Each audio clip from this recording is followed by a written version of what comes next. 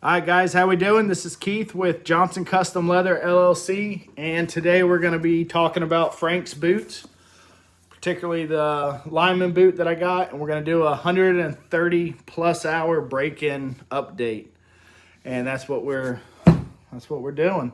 So, without further ado, jump y'all around. The boots are just awesome. I can't say nothing else about these boots. I tell all my friends they're not full believers yet, but I tell them they don't know what they're missing about, or they don't know what they're missing. I don't know if they think I'm biased or anything, but these boots are incredible. I did get them wet the second week, up to about here, and then last week I actually took water in the boot. I had to jump a ditch that I couldn't fully jump, so I took a little bit of water. But the boot held up great. I wear darn tough socks when I wear my work boots, so it wasn't like it was very unpleasant. This false tongue, at first it was a little stiff, and I was getting a little bit of bite, probably from either the third or fourth eyelet to the second speed hook. I was getting a little bit of a bite, and I thought that was going to be a concern, but I have a tendency to lace up my boots too tight. So now that they're broken in, I just slack this just a hair, and there's no issue at all. Even previous to that, it wasn't enough to even complain about or write home about or anything like that. It was just something I felt when I crouched down. The shank in them, I still yet to climb in the boots, but I was working off a ladder quite a bit. And hopping in and out of the trucks is, you can definitely tell there's a shank in that boot, and it's comfortable. Even on the ladder, there was no discomfort in the arch. That leather shank is really in a world of its own. And if you're in this field of work or any kind of construction where you're kicking a shovel or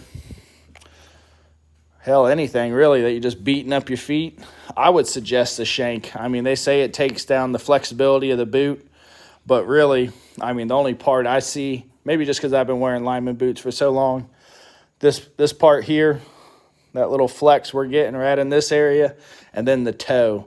That's really all I'm used to flexing anyway, so maybe that's just my opinion, and you take that with a grain of salt if you want. But everything about these boots are nice. I had a guy point this out Sunday. He thought my boot was falling apart already. I had to try to educate him that this is all fresh leather, and me walking on it, me getting it wet and everything, that this leather is going to slightly compress, but there is nothing there. Like, I mean, I guess if I wanted to get a screwdriver in there, I could pull the nails out, but there's nothing there that's going to come loose there. I feel very confident in the nails and in the heel structure that that's going to last for years before I got to worry about anything. Like I said, I work 3 days a week. I got a pretty gravy schedule. I work Friday, Saturday, and Sunday, and then I work 13.5-hour days with a 1-hour drive each way. So I'm in the boot anywhere from 15.5 to 16 plus hours a day.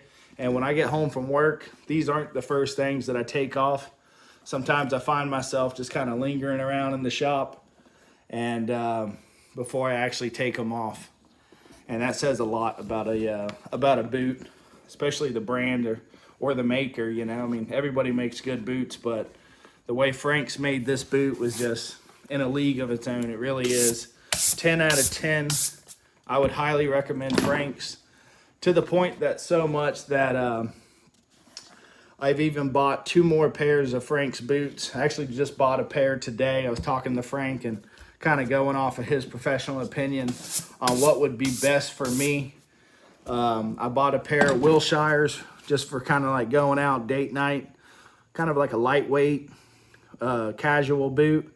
And then I just bought a pair of Front Range boots that are just kind of going to be like shit kickers for around the house, anything, because I got pigs and chickens and all that good stuff out here, and we kind of live out in out in the woods, and I don't want to wear, you know, some tennis shoes or some fancy cowboy boots out in the, you know, out in everything. But I feel very confident the way that Frank's built his boots, that I can do whatever I please to do in a day and not have to worry about my boot failing on me. So the Wilshires that I just ordered, they're a 6-inch boot with the Damani Brown leather. Super excited to get those. And then the Front Range, I believe, they're more like a cowboy style boot, and I got them in mocha. So here in the next couple months, we should be seeing a couple more boot videos from Frank's. These though, man, I'll probably have these every bit of 10-15 years. I mean, hands down, these are some quality ass boots that I don't know. I guess you got to work with your hands to really appreciate a pair of boots this damn of this level of construction. You know, I think so many times, if you're any bit like me, you think like, oh hell, a pair of boots is a pair of boots. They're all the same. They do the job. But really, I mean, we're in two things the most, and that's our boots and our bed. So why not spend the extra money and get something like this? I mean, I know it was worth every penny. I kind of hit the floor when I figured out how much I was going to have to spend on these boots. And like I said, you know, hell, for just one of these boots, I could have bought a nice pair of off-the-shelf boots. But I said, you know, let me try it one time, and if I like it, you know what I mean, then I'm happy I bought them. And if I dislike it, well, at least I learned a lesson. But to be honest, I'll never buy a pair of boots off the shelf again now that I've been in a pair of Frank's, and especially a custom fit. And I mean, I like them so much that I had bought a pair of Nicks, and I got I think I got over 1,000 views on the Nicks boots, which is crazy. I never thought this page would kind of go that far. I was just kind of trying to help somebody else out. And the Nicks came in, and they were a little bit too big, which I did the custom fitting for Nicks too. Right about the same time I ordered these, and these came in and fit amazing. Like I said, it still to this day sounds like I'm dropping a firearm in a Kydex holster. I mean, I'm really getting some good heel cup. I mean, it's just a nice clunk when I stick it in there, or a nice pop. The Roberts that I bought from Nicks, they were just a hair too big, and talking back and forth with Nicks, we were gonna go back and forth with trying on a different pair, and they send me a pair, I send them a pair, you know, tell them how I like the fit. But I just I felt like Frank figured it out the very first time. Why play the cat and mouse game and keep going down the rabbit hole with Nicks when I know Frank killed it as far as the measurement and having the right size for me. So I actually canceled 2 orders from Nicks and bought 2 pairs of boots from Frank's. I mean, I'm basically Frank's for life at this moment. And I can kind of stand behind that decision, because when you look at the quality that he puts in these boots, what do I got there? I have a little patina going on there. Look at that. All right. You look at the quality that he puts in these boots. I mean, I still inspect the boots every day. Not a stitch out of place, out of line. Everything's nice and tight. One thing I will say is I have a habit of keeping a little bristle brush. Sometimes they're the little handheld ones with the little grip right on the handle. This particular one's like this. I found this at the dollar store. I think it was $1. But every day when I get home from work, all I do, move that for y'all, just grab a hold of the boot, clean out the laces, clean out under that tongue, and just kind of take care of your boot. You know what I mean? This is a $500-600 investment. Let's keep these laces good.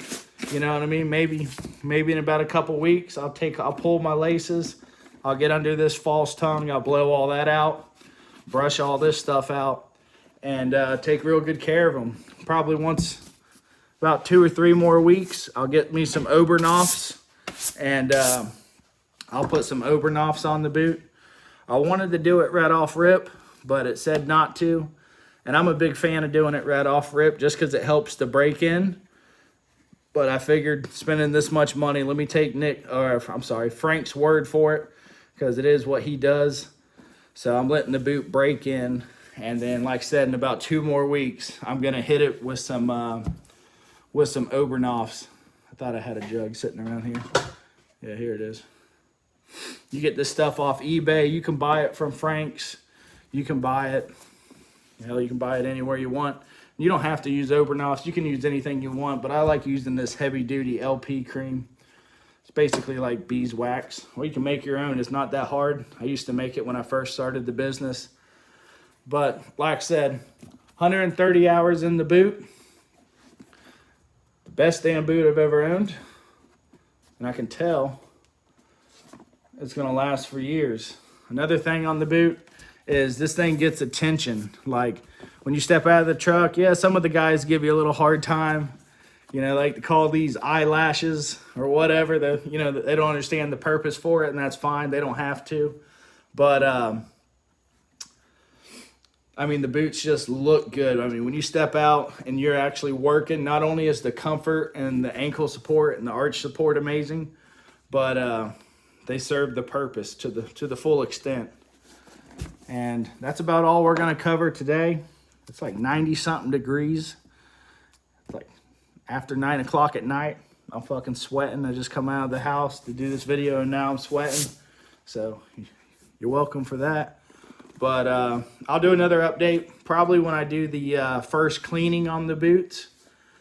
And kind of go from there, you know what I mean? Bring y'all through how I like to clean my boots. It's pretty easy. It's actually just Dawn and warm water. Brush them off, clean them, let them dry, come back and hit them with the Obernoffs and make sure I take care of my laces. But we'll do another update video. I hope I answered somebody's question or maybe sold somebody into buying a pair. Like I said, if you're on the fence, just buy them. If you don't like them, talk to Frank. I guarantee you he'll probably work with you. He seems like a great guy. But I don't see why, if they fit right, why you wouldn't like them. The build quality in this and the cost to wear, which I've spoke about before, is worth it. You know, spent $600 on a pair of boots. I guarantee you they will last me every bit of 10 or 15 years. If y'all are saying, damn, 600, I looked on the site, they were less.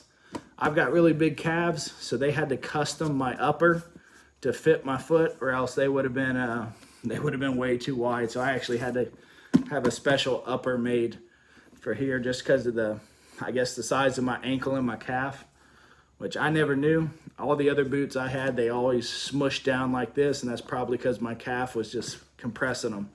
Not these boots. These boots fit like a dream. But try to hit me up in the comments. I do my best to respond. Sometimes I'm right away. Sometimes I'm working. Sometimes I'm just doing family shit.